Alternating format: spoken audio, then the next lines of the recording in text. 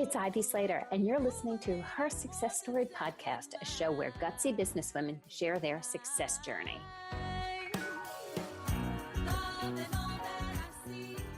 Hi, this is Ivy Slater. Welcome to today's episode of Her Success Story.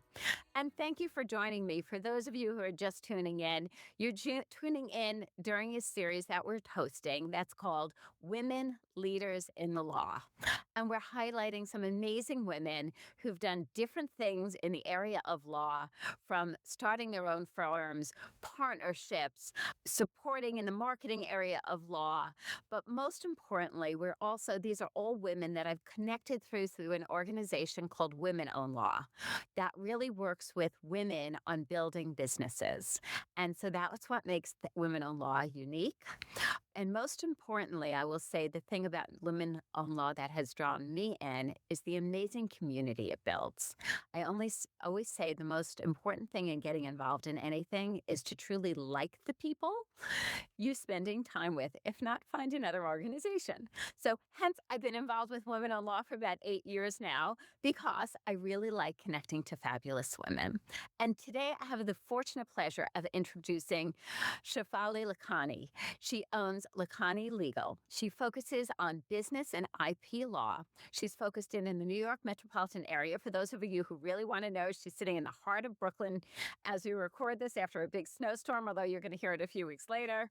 But Shefali, thank you for joining me here today. And I know we have known each other on and off, like our paths have crossed through networking and other things for a while now. Yeah, thank you so much for having me. I'm super excited to chat. So you went out how long ago to open a firm on your own? Yeah, so it'll be 2 years in April this year. Congratulations. That's a big deal. Thank you. Yeah, it's been a wild almost 2 years. A lot of chaos, a lot of sweat, a lot of tears, but it's been really exciting and I'm so happy I did it.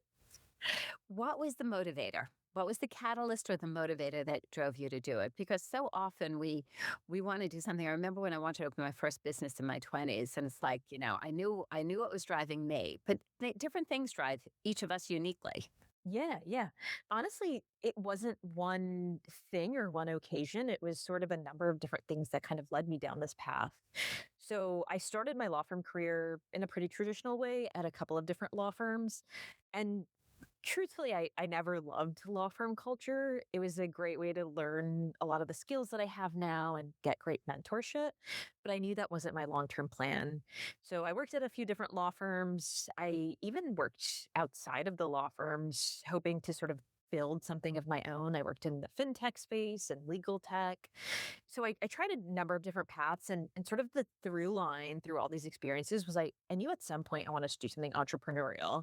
It was just a matter of what and when. So having had the law firm experience, having sat on the other side of the table, I figured I was in a really good place to work with the types of clients that I wanted to work with, right? I had the legal skills, I had the non-legal skills. I understood what, some of these like business clients cared about, what they cared about in terms of how they ran their business, how they thought about risk, how they thought about client building. And I knew I was at a point in my life where I didn't want to work for anyone else. I wanted to forge this entrepreneurial path. I wanted flexibility and ownership of what I was doing. And I figured it was a great time to start the law firm. And I started from scratch. So I was going to ask, because sometimes like the first things, it's like, okay, so like 1, 2, 3, how do we get started? So sometimes we have a group of clients that come with us. Yeah. And sometimes we don't. Sometimes we just go out and we hang that shingle. Yeah. And that's what it was. So when I started the law firm, I'd also just moved back to New York. So it was a combination of rebuilding an entire network and building a client base. So yeah, started from scratch, no clients, really just put myself out there, talked to tons of people, and grew my client base and grew this little firm. Well, I mean, first of all, congratulations. It takes guts to do what you did. Thank you. I appreciate that. 100%. It takes guts. It's called being brave. Or sometimes I'll refer to as putting on our brave. Yeah. It's like putting on that itchy sweater. Yeah, exactly. What was the first thing? So your background was in business and in IP. So when I worked at the law firms, it was largely business. So a lot of the same work I do now. So working with small businesses, working on the startup side, helping with commercial transactions and M&A work. That was all that I learned at the law firms. And when I decided to open my firm, I thought about the clients that I wanted to work with, and adding the IP aspect would provide a more fulsome suite of services. As small businesses grow, inevitably they're thinking about protecting their, intellectual property and their brand assets. And so it felt like a natural fit to provide some of these services in connection with the business law. And what has worked for you in growing your firm? Truthfully, it's been a lot of relationship based work. So, really meeting all different types of people, meeting attorneys, meeting other service providers, and coming to them not expecting anything. I think just meeting people to build relationships and provide value has been really instrumental. And I think to your point, you started off the introduction that way. People work with you and they know you and they like you. And that's what it's been. It's been meeting people, meeting lawyers, meeting women founders, and sort of showing them that I would be a valuable asset to their teams or their clients. I mean, I love that. And I mean, I'm a strong, strong, strong believer. Okay. And I can't say it enough. Of the heart of great businesses truly comes down to the relationships we build. Yeah. Kind of like said with a big heart of it's nice when you like people. It's nice to do business with people and refer people and connect people. But you end up working and they say it's not a job, it's a joy. Yeah. Because it's the people we're connecting to and where we're working with clients we like. I'm not saying nothing will ever be a headache, but the stress factor goes down a hell of a lot. Yeah, it does. Yeah. And to your point, when you're running a business, you're, I think, working and putting so much more than if you were working for someone else. So you want to be able to work with people that you like working with, and you want to be able to build those relationships that really sort of power your days and light up your days as you sort of build that business and provide your services. That idea really helped me shift my mindset when I went to networking events. It was not just like, oh, like, what can I get out of this? Or, let me present myself in a certain way. But it was like, I'm just going to go and get to know people, get people to like me and build these relationships. And hopefully something comes of that. And it's amazing when you like the people, it's not hard to stay in the relationships. Yeah. Yeah. Yeah. Definitely. Definitely. What has surprised you in the last couple of years? Has anything surprised you? And if so, what?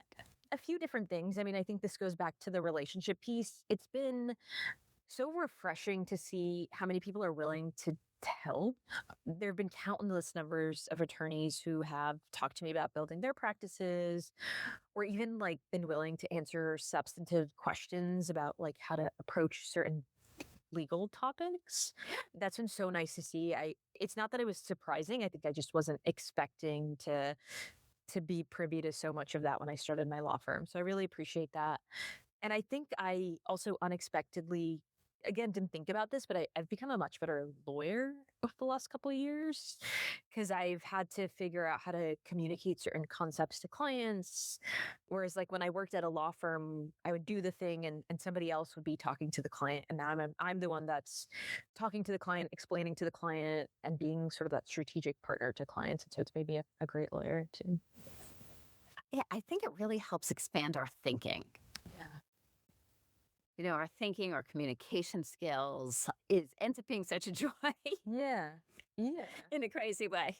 Yeah, exactly. Exactly. It's a lot of things that I wasn't thinking about when I started the firm, and they're really great, happy coincidences, I guess. Let me ask you, how did you hear about Women in Law? Or what drove you to get involved in it? Like what to join up and show up at something? That's a great question. I I think I came across women in law in a very circuitous way. I met someone at a bar association, and she told me about an event she was going to, and I looked it up and I was like, all right, women like law firm owners, this is interesting and intriguing. So I showed up at the event, and everyone there was so welcoming, which was amazing. And I attended a few events, And I ended up meeting, I'll shout out to Paige who reconnected us, but Paige sort of brought me into the fold. She's so fantastic and very open with how she's grown her firm. And she pulled me into the fold, and it's been a fun experience since then. Yeah, that was the not identical experience what I had. And, when I got involved a bunch of years ago, it was still fairly new in New York. But I will say, like, what draws me to show up at things is I've really made lovely friends, a lovely community. And, like what Paige and I were talking about because we're working on a symposium. I'm like, hey, let's do this series. And she's like, oh, have you spoken to Shefali lately? I was like, oh, I haven't spoken to her lately. She was okay, so let's do that. Yeah. We've done things from like, sitting at a conference table and talking and working, but then going like to art galleries, Yeah. cocktails. It's like been fun. Yeah. Yeah. Networking can be fun and still business. Yeah, that's what I really like about Women Own Law is the events are interesting and fun. Like, yeah, we went to art galleries. I went to do some volunteer work. I mean, there are other events that I wish I had the time to go to or the chance to go to, but like I think it's really fun that Women Own Law does something more than just like, let's just go get drinks or coffee. It's let's do something interesting and connect over something else as well as like our shared experience of owning a law firm. Right. And that's why I think, it has built such a strong community base because we don't just talk about the law firms, we share mutual and fun experiences together. Yeah. Yeah. It's awesome. So, if I asked you if there was one tip or piece of advice you would share to a woman attorney or somebody thinking of opening, if it's their law firm or thinking of opening any business, because we have all kinds of listeners, it's not that much different. It's a business. A law firm is business. What piece of advice would you share forward? Yeah. I think what we've touched on a few times already in the conversation, but put yourself out there. The worst that can happen is that someone is going to say no, but you could meet incredible people, come across all sorts of opportunities, whether it be like personal or making friends or growing your business or having speaking opportunities. I've sort of lived by that. Whether it's been when I started my law firm or even before when I've, applied to different jobs, I'll reach out. I'll cold DM people. I'll ask to get coffee. I'll get to know them because the worst thing that can happen is that they say no. But if they say yes, wonderful things can happen. And I agree with you, and this is coming from like Ivy the introvert. You get saying, right? You might take that breath before you do it. Yeah. 3 breaths or whatever that looks like. Yeah. But they still want to help you. Yeah. And I have found that through my entire career of building businesses. People so want to helpful. They want to be helpful. And leaning into it has been, a great win. Yeah, exactly. Exactly. If you don't put yourself out there or try to go for that opportunity or that connection, that's a huge loss. You might be missing out on something fantastic. Well, Shefali, thank you so much for joining me today on Her Success Story. I really, really appreciate it. Yeah, of course. Thank you for having me. It's been great chatting with you. It's always we have fun. Ladies and gentlemen, any community, any association or community you get involved in. Yeah. There has to be a fun factor. There has to be a smile or you're not going to want to go and you're not really going to embrace the community. So I think that is like my takeaway from today is pick your associations, pick your communities, pick your networking and lean into the fun and smile. Yeah. I like that. I like that. We agree. Yeah. I'm going to say always at this point in the show, take a deep breath in. It feels so good in our busy days. It helps ground us. It helps us focus on the next activity. And as we take a deep breath in, I'm going to ask you to identify one takeaway from Shefali and I's conversation today. Doesn't have to be 5, just 1. Jot it down somewhere, and here's the key. Make a decision on an action you're going to take for yourself based on that takeaway. And every week you show up and every week you write and take one action. You will move forward. You will create momentum. and that creates your success. So thank you for joining us. If this was helpful to you, please share it forward to your communities. We are going to continue our series on women leaders in the law.